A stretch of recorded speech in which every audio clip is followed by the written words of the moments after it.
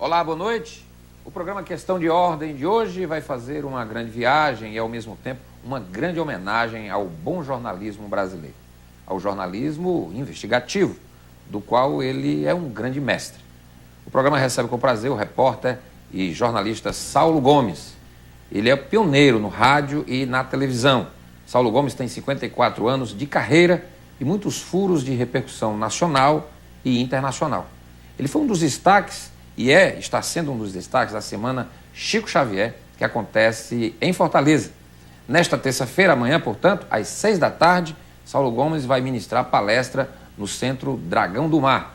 E, na oportunidade, vai lançar o seu livro intitulado Pinga Fogo, com Chico Xavier, que relata exatamente os bastidores e os detalhes da famosa entrevista do médium Chico Xavier ao programa Pinga Fogo da rede Tupi de televisão. É com o jornalista Saulo Gomes, o programa Questão de Ordem de hoje. Você vai poder participar deste programa pelo nosso endereço eletrônico. Você pode fazer algum comentário sobre o programa que faremos a partir de agora. Ou você pode sugerir assuntos para futuros programas. Hoje, excepcionalmente, eu não vou atender a sua ligação pelo telefone da TV Assembleia. Saulo, prazer recebê-lo. Prazer grande tê-lo aqui no programa. Renato, eu quero agradecer a você e agradecer ao público do Ceará, alguns amigos que eu começo já a encontrar há poucas horas que estou aqui na Terra, que estou encontrando aí, e relembrando a presença minha aqui com várias reportagens há muitos anos, e trazendo a lembrança, inclusive, de alguns companheiros extraordinários, com quem eu fiz, vamos já chamar a dobradinha para fazer grandes reportagens pelo Brasil afora. Sempre tinha que contar com algum bom companheiro. E lembro bem que vocês tinham aqui um radialista em 1960, Paulino Rocha. Paulino Rocha. Rádio Dragão do Mar. Grande comentarista, né? Famoso comentarista graças esportivo. a ele, isso é um assunto para uma outra viagem, nós conseguimos aqui no episódio do Oroz fazer uma grande reportagem no Ceará, e daí a minha ligação com o povo cearense, com os amigos, e com esse povo que tanto anda pelo mundo, né? Segundo a história nos conta, tem cearense no mundo inteiro, até nos países asiáticos é comum a presença. Diz que é o povo que mais viaja no mundo. É impressionante. Cearense, onde você chega, tem cearense. Exato. Então eu vim aqui conhecer um pouco e acho que isto me ajudou muito na minha vida profissional, né? Eu, no entender de muitos, eu sou um cigano. Acho que eu sou, em verdade, um repórter com alma de cearense. Eu estou no mundo há 54 anos. Muito bem. O Paulino Rocha, o grande radialista, jornalista, que também foi deputado estadual. É o nome que me recordo no momento, mas há outros companheiros. Um grande nome realmente do rádio e da televisão, principalmente do rádio esportivo, do comentário, era o campeão de audiência, Paulino Rocha, ainda escreveu. Mas, Saulo, você vem aqui a Fortaleza também muito para participar da semana do centenário, né, de nascimento do Chico Xavier, transcorrida agora no dia 2. E você está lançando um livro Pinga Fogo com Chico Xavier, que relata exatamente uma fantástica, eu acho que foi um marco, não é, na televisão, que foi a entrevista do Chico Xavier no Pinga Fogo. Há 3 anos eu lancei, através da DVD Versátil, que é uma grande produtora, de um grande jornalista e espírita, por acaso, Oceano Vieira de Mello, em São Paulo, este Pinga Fogo, que, aliás, serviu para que Daniel Filho, segundo ele próprio nos conta, e os artistas e os demais diretores, serviu com a expressão que ele usa muito. O Pinga Fogo foi o fio condutor para ele conseguir realizar o filme, que é baseado no trabalho desse grande colega e jornalista que é o Marcel Sotomayor. Então, As Vidas de Chico Xavier, lançado em 94 pelo Marcel Sotomayor, é que serviu para que eles fizessem o filme. Mas o chamado fio condutor, o Daniel, para conseguir contar a história do Chico, do seu nascimento até o seu desaparecimento, se valeu exatamente desse trabalho que nós realizamos. Isto há 3 anos passados. Lançamos no dia de aniversário da morte do Chico, na sua cidade, na cidade onde nasceu, em Pedro Leopoldo, a 40 quilômetros de Belo Horizonte. E agora, 3 anos depois do sucesso desse DVD, eu venho ao Ceará e já percorri algumas cidades brasileiras, estarei indo para outras para autografar esse livro, porque é a primeira vez que o Pinga Fogo está sendo mostrado em todos os detalhes, perguntas e respostas e alguma coisa dos seus bastidores num livro. Então, é uma editora nova, editora Intervidas da cidade do interior de São Paulo, chamada cidade de Catanduva, é uma cidade que tem, inclusive, a maior distribuidora de obras espíritas no Brasil, a Candeia. E os diretores da Candeia, quando souberam da minha ligação com o Chico Xavier e quando tiveram a prova de que eu o havia trazido para o programa Pinga Fogo na Tupi, em 71, resolveram criar essa editora e esse é o primeiro trabalho que está sendo lançado. Que espetáculo. Felizmente. Então, quem for amanhã no Dragão do Mar vai poder adquirir esta obra maravilhosa sobre a... Aliás, foram duas grandes entrevistas. Já está na livraria no Brasil inteiro. Já está na livraria. Foram duas entrevistas. Eu queria que o senhor contasse, Sal. Foram duas entrevistas. Como foi... porque o Chico Xavier, eu até li agora recentemente um caderno especial que saiu aqui em Fortaleza, do Jornal Povo, ele não era muito afeito a entrevistas, não é? Ele parece que ele tinha uns problemas. O assunto, eu sintetizo para o seu público telespectador por uma questão de ordem, né? Questão de ordem. Em 1900, na década de 50, a maior dupla de jornalistas que nós conhecemos na história do jornalismo brasileiro era da revista O Cruzeiro, que também era, no caso, a maior publicação que nós tínhamos. Da Vinácia, né? Da Vinácia e Gemanzon, era a grande dupla. Eles foram a Pedro Leopoldo fazer uma reportagem sobre materialização.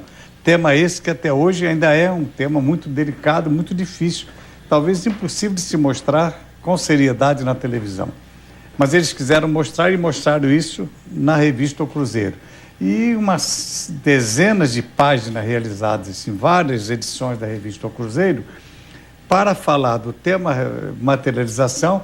Houve um determinado momento que lá na casa de Chico Xavier, no Centro Luiz Gonzaga, onde ele nasceu, vamos assim dizer, no Espiritismo, eles fizeram a entrevista com Chico e ousaram fazer, aproveitando-se da própria simplicidade do Chico, calcula um menino, um moço pobre do interior de Minas, numa cidade minúscula, como era Pedro Leopoldo, se aproveitaram daquela sua ingenuidade e fizeram algumas fotografias comprometedoras para o Chico e que publicaram.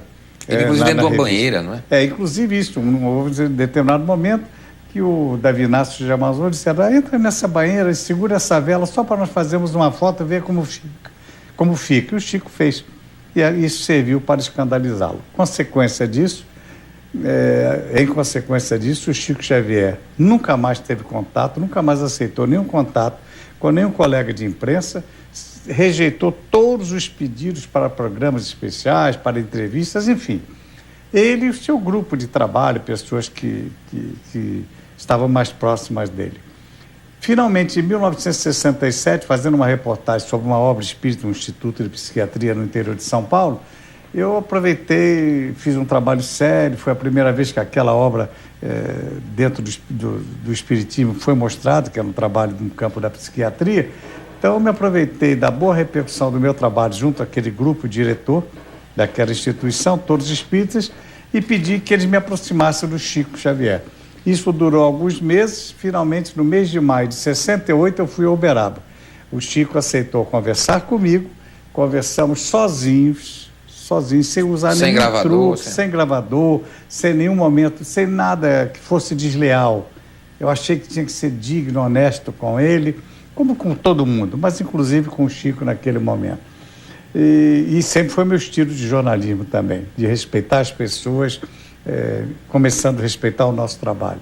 E depois de uma conversa que começou por volta de 10 horas da noite na casa dele até por volta de 4 horas da manhã, terminada a conversa, ele disse que eu podia levar para lá a minha equipe e que nós iríamos gravar uma entrevista simplesinha, do jeito do Chico. Uma entrevista muito simples. Essa entrevista muito simples durou 2 horas, Renata.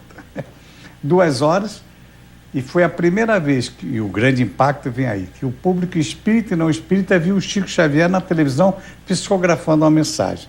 E o próprio Chico, dias depois eu voltei a Uberaba, fui fazer uma entrevista com ele. Eu tenho um outro DVD além do Pinga Fogo, pela mesma DVD Versátil, chamado Saulo Gomes, Entrevista a Chico Xavier em 1968. E nos extras dessa gravação, eu coloquei uma gravação de 3 minutos, que eu fiz com o Chico dias depois do programa ter ido para o ar. Quando eu fui a Uberaba, pedi a opinião dele sobre o programa. E ele disse com a maior naturalidade que ele estava impressionado, emocionado, porque pela primeira vez na vida ele viu como a mão dele, como o corpo dele fazia, como era uma psicografia, porque ele não conhecia. Ele se viu, né, nesse momento. Então, a partir daí, isso foi um trabalho de grande repercussão, como é natural, agradou muito também aos espíritas, mas despertou no Brasil os não espíritas. Esse é o primeiro programa. O primeiro programa, que é o de maio de 1968. Que foi gravado na Comunhão Espírita Cristã, porque era uma entidade que estava a 480 quilômetros de São Paulo, e a Tupi, como nenhuma emissora naquela época, dispunha de condições de fazer uma transmissão direta. Então foi gravado, a gravação foi para São Paulo e o programa foi na íntegra para o ar, sem edição nenhuma. 2 horas, quase 2 horas de programa. A partir daí, criou-se uma amizade muito grande, porque o Chico sentiu... Acabamos, né, Renato, com aquela má impressão que ele tinha da imprensa. Então ele se sentiu... Até pela má conduta, né? Exato. Uma conduta não muito apropriada, não é? Exato. Dos colegas. Ele se sentiu confortável, eu fiquei feliz porque pude redimir, né, muita coisa dentro da história do jornalismo, eu consegui aproximar de alguma forma o Chico do jornalismo, isso foi bom para o espiritismo, para a sua divulgação. E durante 3 anos, a muitas entrevistas o Chico foi levado, convidado para ir a vários canais de televisão, rádio, jornais, a revistas, só que ele fazia uma exigência. Sempre que eu convidava em Uberaba, ele exigia que eu estivesse com ele presente. Não para interferir no trabalho dos colegas, mas eu ficava nos bastidores e algumas vezes eu fui buscá-lo para trazer para determinados programas que não eram associados naquela época, mas principalmente para muita reportagem na Tupi.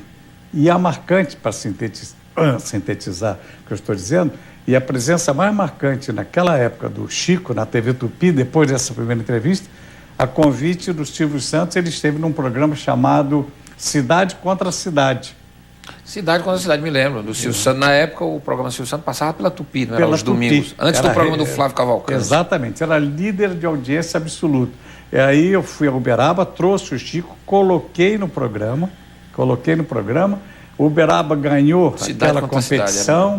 O prêmio que a cidade recebeu, uma entidade da cidade, foi uma ambulância, em consequência daquela presença do Chico, que só ocorreu porque eu estive lá, porque eu o levei. Tanto que ele tinha uma confiança grande. Muita confiança, muita. Aí, em verdade, o repórter e o espírita tornamos-nos 2 grandes amigos, 2 confidentes. E eu levei a muitos outros debates, a muitas conversas reservadas, com autoridades, com políticos, com cientistas. Tudo isso eu vou contar, viu, Renato?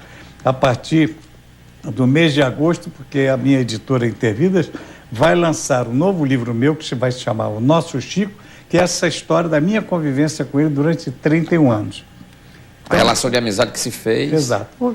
Em consequência disso, 3 anos depois, quando o programa Pinga Fogo, sobre o qual você já falou e colocou bem o que era o Pinga Fogo, a direção associada queria um nome que pudesse levantar a audiência do programa. Eu lembrei do nome de Chico Xavier. Fui muito criticado. O programa entrevistava políticos, né? Era o Pinga Fogo. Só políticos. E eu fui repelido naquela ideia. Os diretores não aceitavam a ideia. Temiam principalmente as consequências na Igreja Católica, que houve, por acaso. Resultado, eu insisti, consegui vencer com meu ponto de vista, trouxe o Chico Xavier e quase 40 anos depois estou aqui na sua questão de ordem com você e tantos outros colegas pelo Brasil, contando um pouco dessa história que está nesse meu livro e que já é o grande sucesso do cinema brasileiro. É verdade. O programa, aliás, o cinema é um estouro de filas de pessoas. Já há as sessões superlotadas. Aqui mesmo em Fortaleza, esse fenômeno já começa a acontecer com no Brasil inteiro. Estive há poucos dias na cidade de Catanduva, onde é a sede da minha editora, assistindo o lançamento do filme, e na outra cidade chamada São José do Rio Preto, uma cidade importante. Mas muito antes disso, a convite do Daniel Filho, eu estive em Uberaba no dia 12, quando foi feito o pré-lançamento do filme. Já deu 2 sessões lotadas no cinema da cidade. Saulo Gomes, eu vou pedir aqui o nosso primeiro intervalo, a gente volta daqui a pouquinho com Questão de Ordem. Estou aqui com o repórter, jornalista, e que está lançando aqui em Fortaleza, nesta terça-feira, o livro Pinga Fogo, que era um programa de estrondoso sucesso da TV Tupi, não é? E que o Saulo levou nessa entrevista que ficou histórica, antológica na televisão brasileira. Chico Xavier, esta é a semana em que se comemora os 100 anos de nascimento do grande médium mineiro. Eu vou fazer um rápido intervalo e volto já com o Questão de Ordem, hoje aqui, recebendo com muito prazer o jornalista Saulo Gomes. A gente volta já.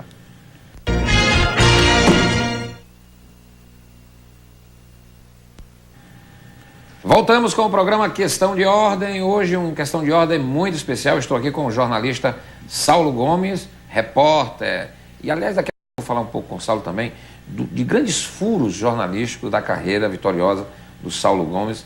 Ele que é um dos grandes jornalistas do chamado jornalismo investigativo, não é? Que existia e ainda existe razoavelmente no Brasil, mas naquela época tinha um peso bem maior. O Saulo está em Fortaleza e vai lançar nesta terça-feira, amanhã, o livro Pinga Fogo com Chico Xavier, que foi uma participação extraordinária, histórica do médium, numa entrevista à Rede Tupi de televisão, no programa Pinga Fogo. E este livro será lançado nesta terça-feira, depois de uma palestra que o Saulo vai proferir exatamente sobre os bastidores, a aproximação, a relação de amizade que se fez entre ele e o médium Chico Xavier. O Saulo, o livro vai estar à disposição lá para as pessoas. Agora, o Pinga Fogo, este segundo Pinga Fogo, ele foi ao vivo? Os dois programas ao vivo. Ao vivo. Entre nós, entrevistadores, e mais participação ao vivo também de algumas pessoas no auditório, inclusive Luiz Corrêa, que foi um grande repórter e apresentador da TV Globo de São Paulo, que estava no nosso auditório, foi lá com um colega visitante. Nós tivemos um total entre os apresentadores oficiais, os entrevistadores que ali estavam, e mais o auditório, 15 entrevistadores, 15 pessoas entrevistando o Chico. Somando os dois programas, Renato, nós tivemos 7 horas e alguns minutos de programa. Quer dizer, o programa estourou o próprio tempo de... O programa era contido sempre de 1h30 em média, né? E isso é até muito curioso, porque era um jornalismo que a gente não se preocupava com essa chamada maquiagem, que não havia edição de um programa, e principalmente aquele que era um programa ao vivo. Então você vê o Almir Guimarães, que já é desaparecido, o jornalista que era o mediador. Você vê que a cada hora ele pede licença a nós, entrevistadores, e ao próprio Chico para trocar a fita, que o programa era ao vivo, mas estava sendo gravado. Aqui mesmo no Ceará, você vê nos videotape. O famoso videotape que já estava praticamente no seu início naquela época. Uma dessas fitas foram, no dia seguinte, levadas de avião, era chamado quadruplex, eram fitas de 8, 9 quilos quase de peso, né? E de avião elas mandadas para o Brasil inteiro. Aqui para o Ceará, veio para a TV Ceará TV na Ceará, época, Canal 2. Que é tanto que aparece nos caracteres do nosso...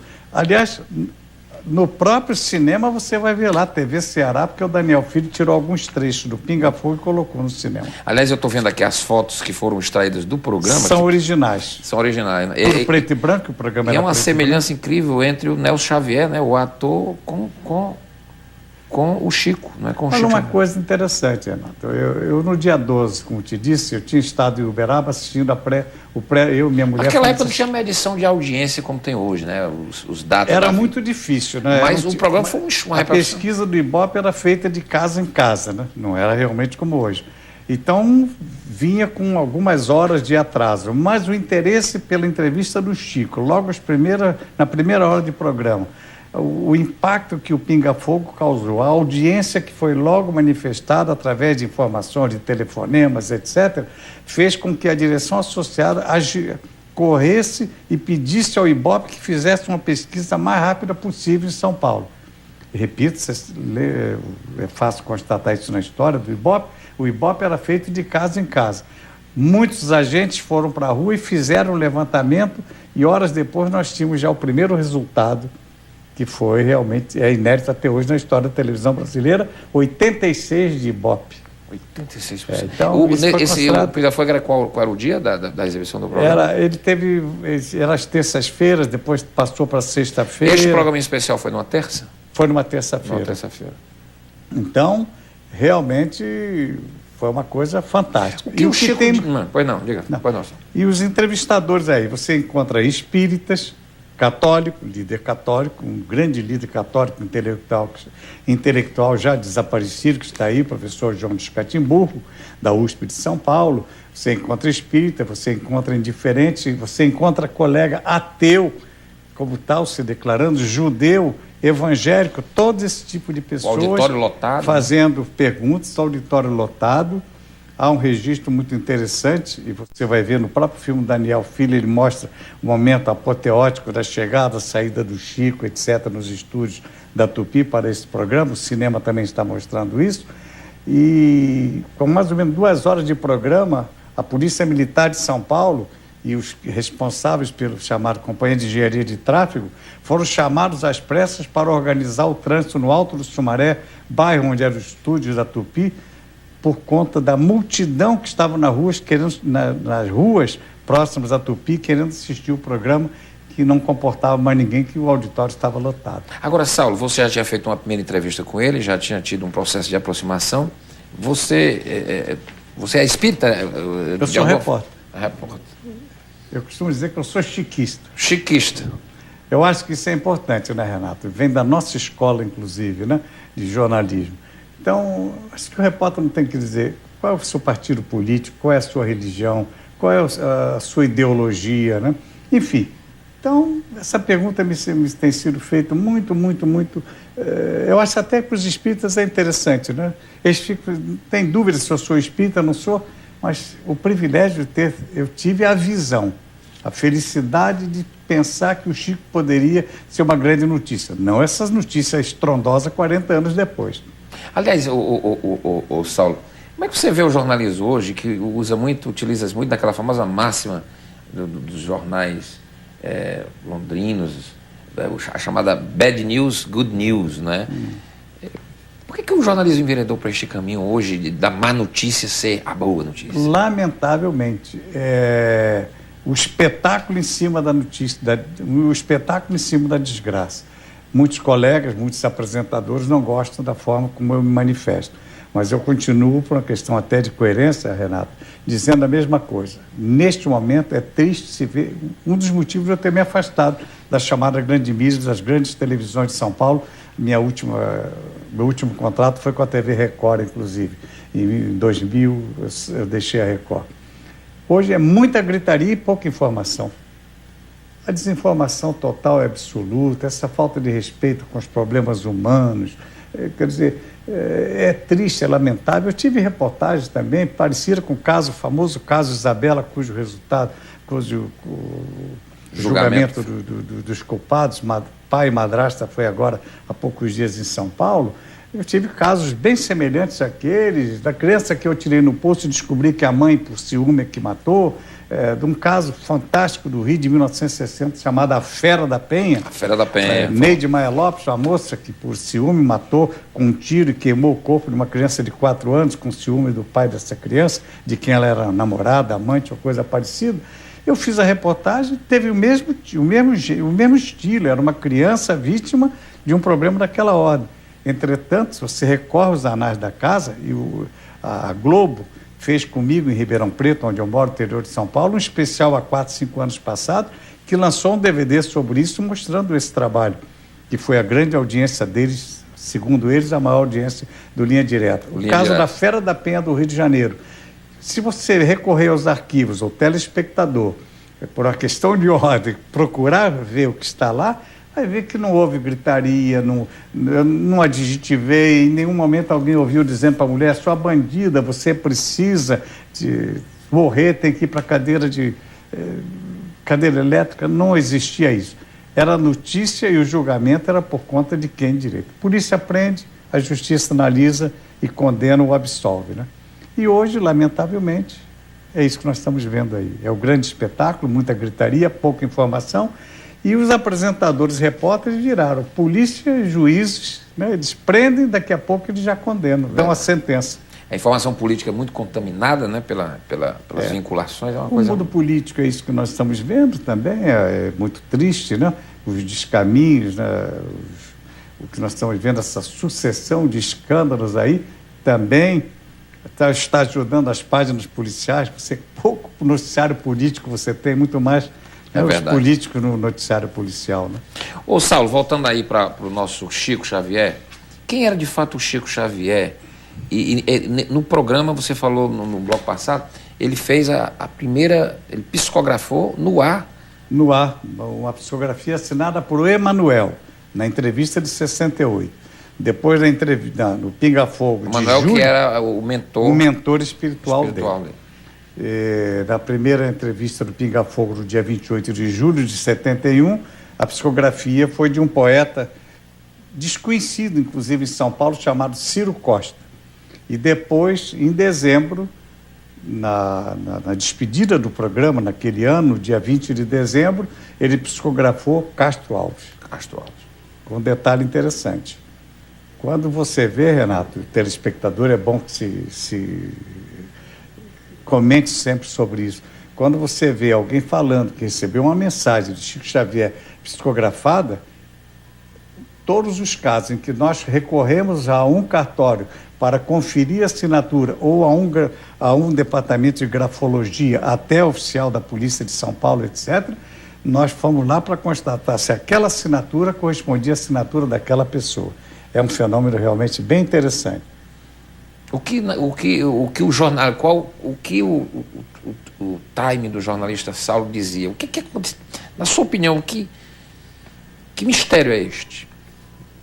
Eu até hoje estou procurando uma resposta para isso. O Chico me deu muitas respostas nas muitas conversas que tivemos, nos momentos nossos de desabafo entre dois amigos, etc., né? Mas eu não consigo, eu não tenho capacidade ainda para interpretar tudo isso, né?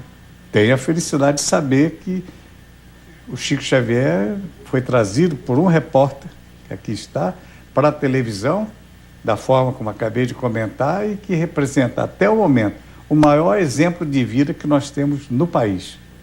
Então, ele viveu para a caridade, não é? E para divulgar o espiritismo. Total e absoluto. Não?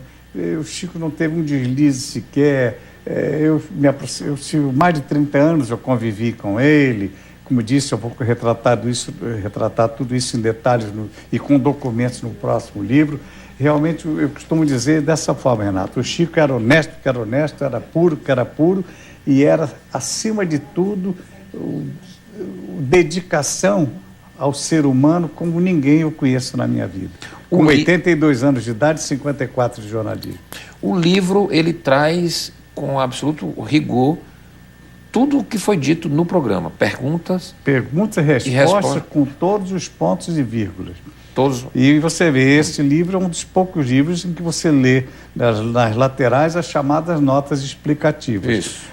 Com a equipe da editora Intervidas, nós tivemos o cuidado, porque você vê, o livro comumente você tem o texto, em determinado momento no rodapé uma fala, uma explicação detalhada de quem é aquela pessoa citada, ou aquele local que foi citado, do que realmente ao que corresponde. Mas além disso, nós temos aí, até porque muitos espíritas que estão ainda iniciando no espiritismo não sabem, de repente, interpretar certos momentos do programa. Daí essas notas explicativas que você encontra ao longo dessas mais de 200 páginas que estão aí. É um livro diferenciado também por isso. E é a inspiração de Chico Xavier. Saulo Gomes, vou pedir aqui mais um intervalo. A gente volta daqui a pouquinho com o Questão de Ordem. Estou aqui com o jornalista Saulo Gomes, que está lançando em Fortaleza o livro Pinga Fogo com Chico Xavier, que retrata e que traz aqui, registra a participação do médium Chico Xavier no programa Pinga Fogo, grande sucesso da rede Tupi de televisão, dos diários associados. Eu faço um rápido intervalo e volto já.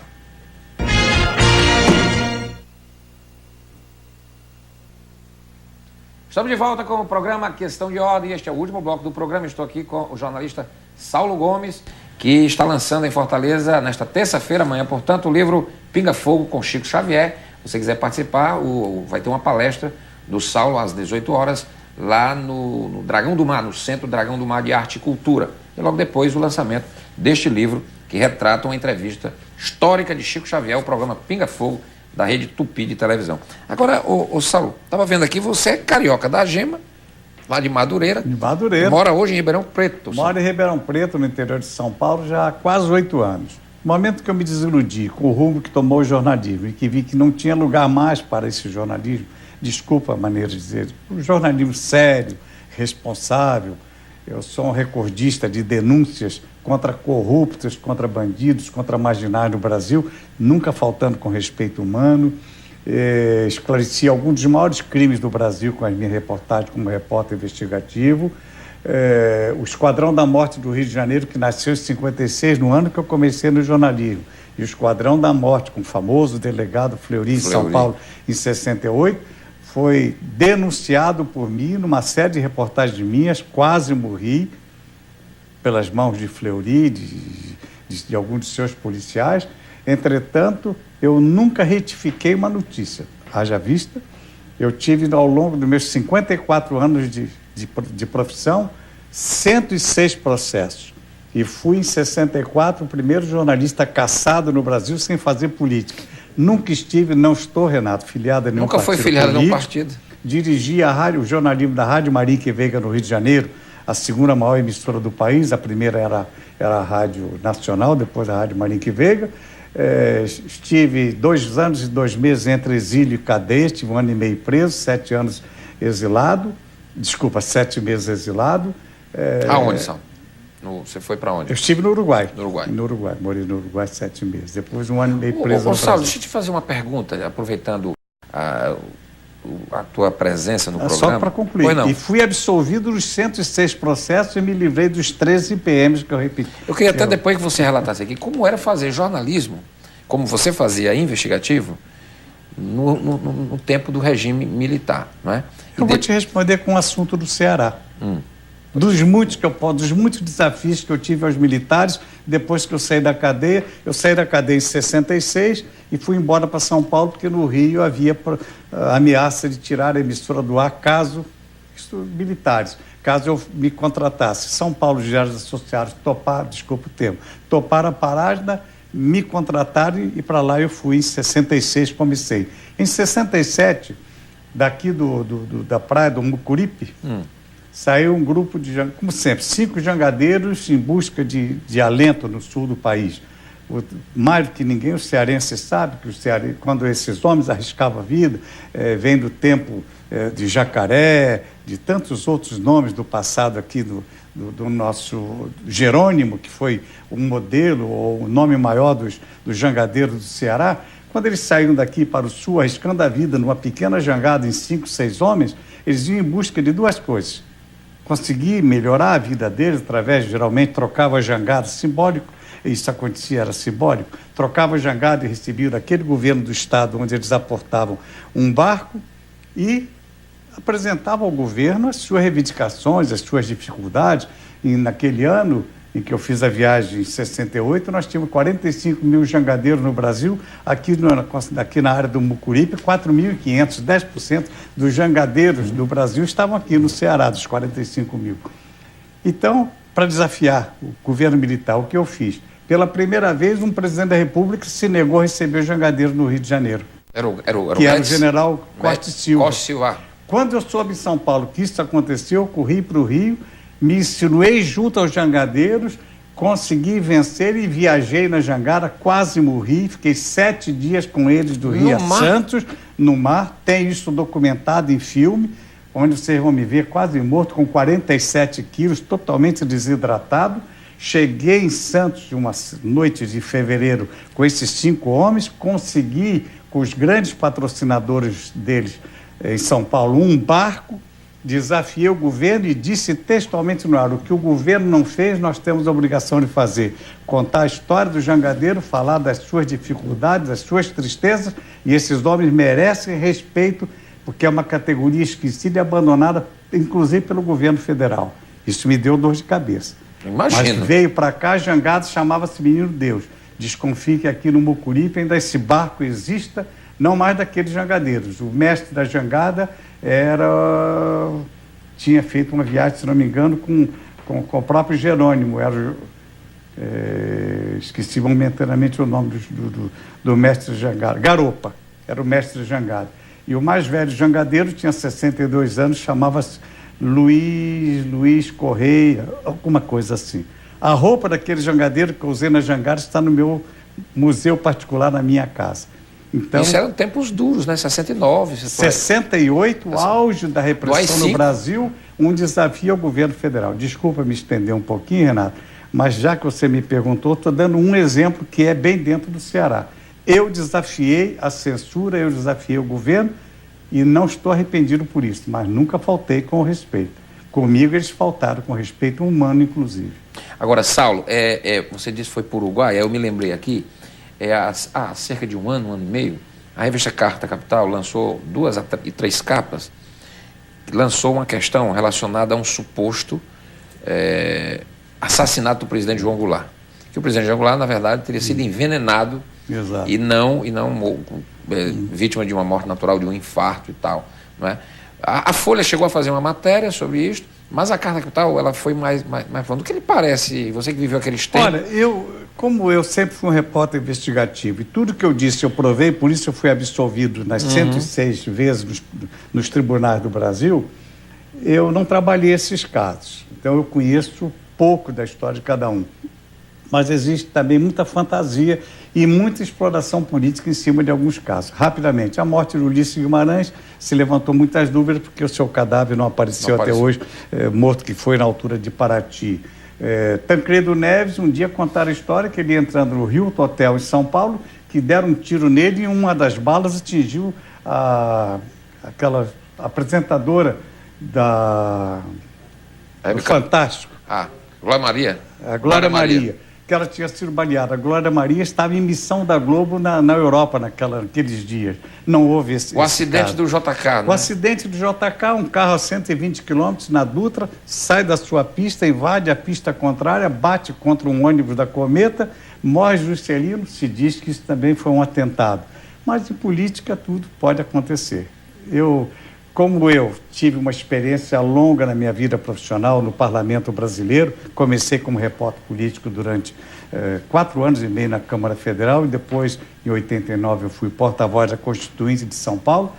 Eu um dia gostaria de vir aqui a essa questão de ordem para com você, que já se percebe jovem em relação ao velho aqui de 82 anos, um velho experiente profissional, um bom experiente profissional, e entrevistador, gostaria de vir, quem sabe vir aí ao Ceará para fazermos uma série de um pouco dessa história dos bastidores da política brasileira, que eu tenho muito bem documentado e conheço. Mas não assino embaixo o que diz na morte de Jango, de Juscelino, de Carlos Lacerda e de Tancredo Neves. Não assino embaixo. É porque fala daquela Operação Condor, aquela história toda. A operação existiu, ela é de triste memória para todos nós, mas sobre esses assuntos eu não arrisco. Saulo, você passou por todas as grandes emissoras de televisão, até a Globo?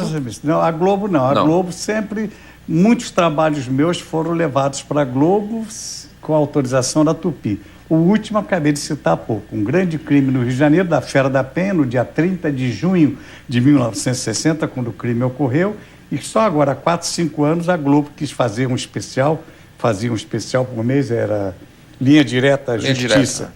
E, segundo eles, foi a maior audiência de toda a série dos 5 anos do programa, tanto que eles lançaram um DVD. Agora, a sua presença no jornalismo de uma televisão era incômoda ao regime militar. Acusa-se a Globo de certa forma, contemporizar as coisas do regime. Talvez tenha sido isso ou não. Eu acredito que sim, né?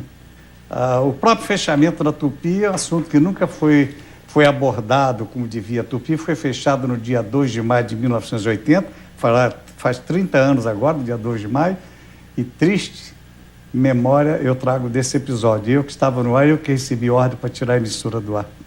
Como sem foi poder isso? Dizer porque estava...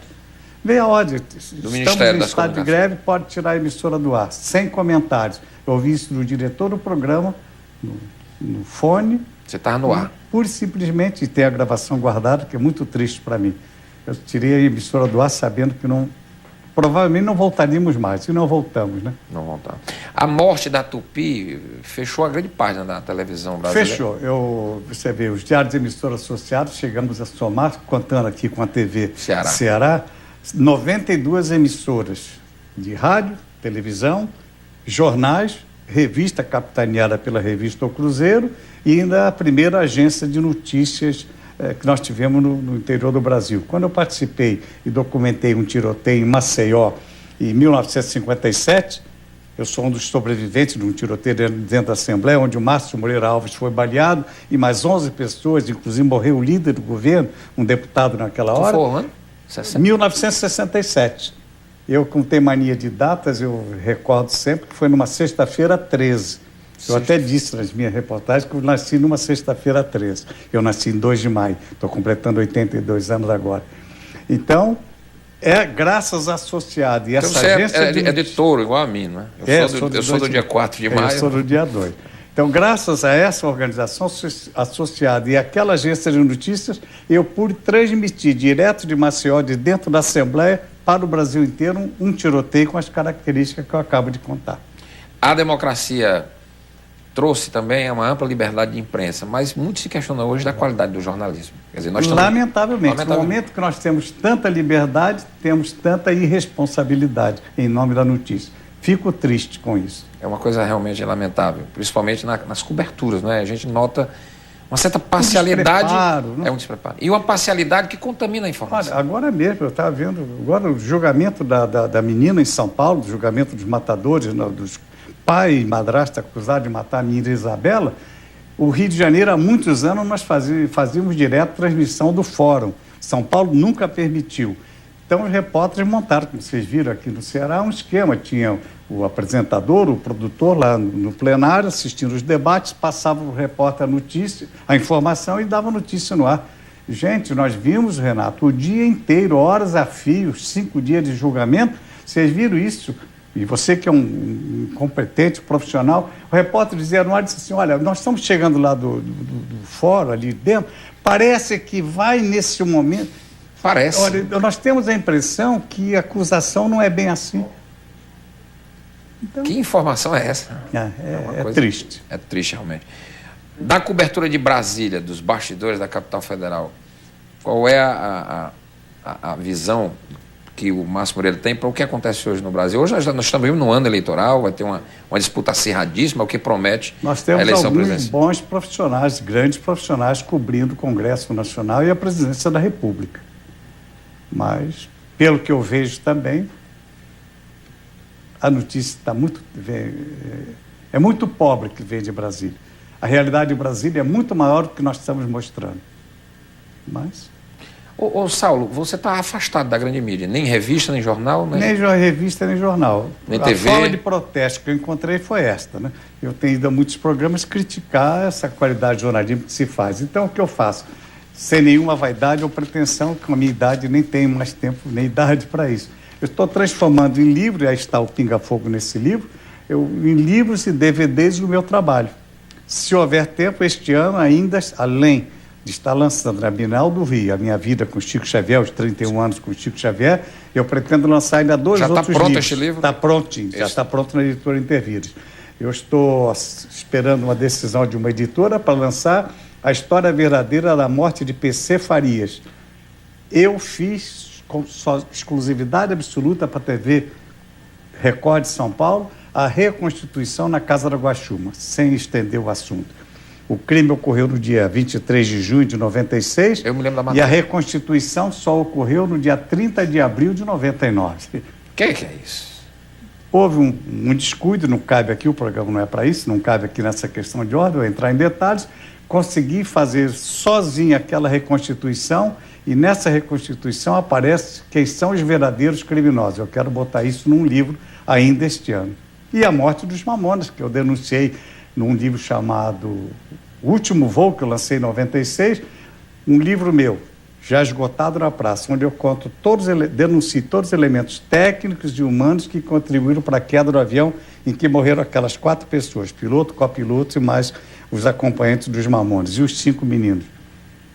Depois disso, já tivemos 3 outros acidentes, com um total de quase 500 mortos, e eu estou dizendo e afirmando numa televisão, na TV Assembleia, na sua questão de ordem, o que eu tenho dito em outras entrevistas no Brasil. Tudo que está, todos os elementos técnicos e humanos que contribuíram para a queda do avião que morreram os Mamonas, foram os mesmos para a queda desses aviões da FAB, da Gol e da TAM. E não acontece nada. Então precisa um repórter, com a minha responsabilidade, assinar e escrever o que eu estou dizendo. Eu quero dizer quem são os culpados por todos esses acidentes e quem são os verdadeiros criminosos de PC Farias. Isso vai sair no livro? Isso é jornalismo responsável. Falo, assino e assumo. Isso vai sair no livro. A morte do PC foi uma grande queima de arquivo. Uma grande queima de arquivo. E aquela Inclusive, mulher... parceiros dele que nunca... A morte da... E a menina é porque estava no lugar errado, na hora errada. Exatamente, ela foi a inocente útil na parada. A inocente útil na parada. Não houve isso, deixando bem claro, em homenagem e agradecimento à TV Assembleia, a sua questão de ordem, eu quero aproveitar, em 10 segundos, afirmar isso perante as câmeras de televisão, o que eu tenho feito em muitas entrevistas pelo Brasil. Não houve homicídio seguido de suicídio, houve um duplo homicídio. E como repórter, não que eu tenha adivinhado, mas baseado nos documentos que eu consegui, nas provas, em todo o processo que está arquivado lá em Maceió, que eu tenho a pretensão de que um livro possa ajudar a reabrir aquele processo, as provas de quem matou os dois, quem matou o casal. A moça morreu por volta de 2 da manhã.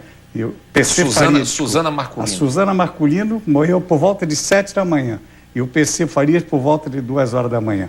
Entre esses 2 momentos, houve 3 telefonemas dela para um rapaz chamado Fernando Coleone, lá em São Paulo, um dentista que ela havia namorado ligeiramente, para provar que ela estava viva 3, 4 horas depois dele morto. Isso precisa ser mostrado, Renato, ao Brasil. O que enterra a tese da história do suicídio, do assassinato seguido de suicídio. E desculpa eu envolver tudo isso que eu estou envolvendo aqui, eu não sou gênio. Muitos colegas como eu sabem disso, mas preferem gritar e dizer mentiras na televisão e fazer os escândalos que estão fazendo e não dando a notícia. Aqui está um repórter querendo dar a notícia. Se der chance, eu dou essas notícias.